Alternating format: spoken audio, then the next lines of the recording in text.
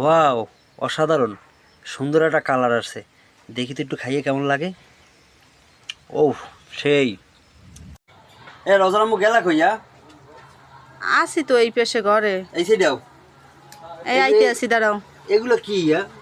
এই যে কি হলুদ টুলুদ দেওয়া, মরিচের গুঁড়ো টুড়ো মনে হয় দেওয়া, কি মাছ সেদ্ধ দিছো কা?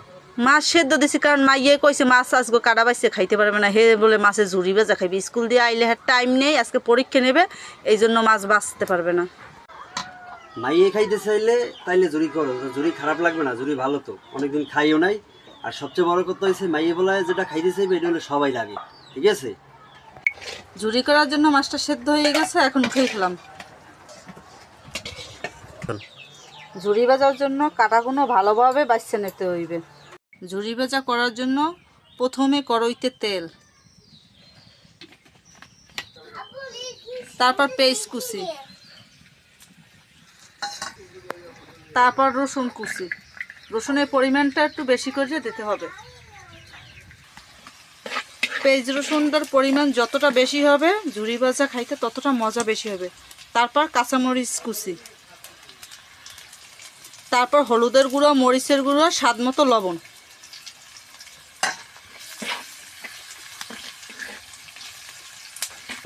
তারপর সব কিছু ভালোভাবে নাড়িয়ে নিতে হবে। তারপর মাছগুলো ভালোভাবে বেছে নিছি, সেই মাছগুলো দিয়ে দিতে হবে।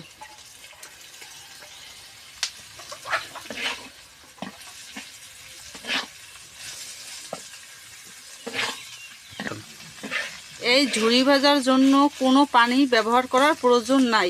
এটা তেলের উপরে ভালোভাবে লাড়িয়ে চাড়িয়ে ভাজতে নিতে হইবে। ঝুড়ি ভাজাটা যখন হইয়ে আসবে সেই সময় একটু স্বাদ আর ঘ্রাণ করার জন্য একটু বোম্বাই মরিচ। তারপর যখন ঝুড়ি ভাজাটা হয়ে আসবে তারপর গাছের ধনিয়া পাতা।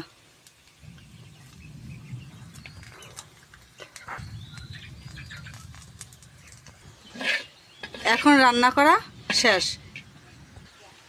এখন উঠাইয়ে ফেলাম।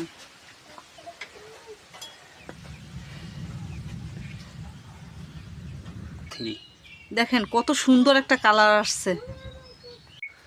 ওয়াও, অসাধারণ সুন্দর একটা কালার আসছে। দেখি তো একটু খাইয়ে কেমন লাগে। ও সেই।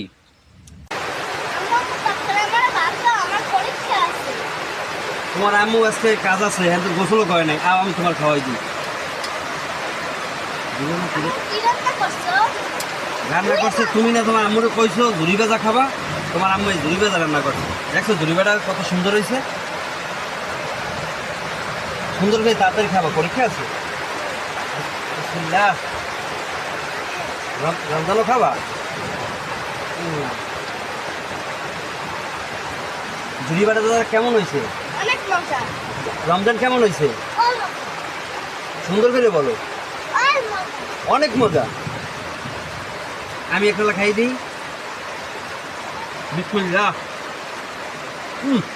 এই কি এই মাছটা সামনে ফেল, ঝুড়ি ভাজার সামনে। সেই তো। দর্শক ভালো থাকেন, সুস্থ থাকেন, দেখা হবে নতুন কোনো ভিডিওতে।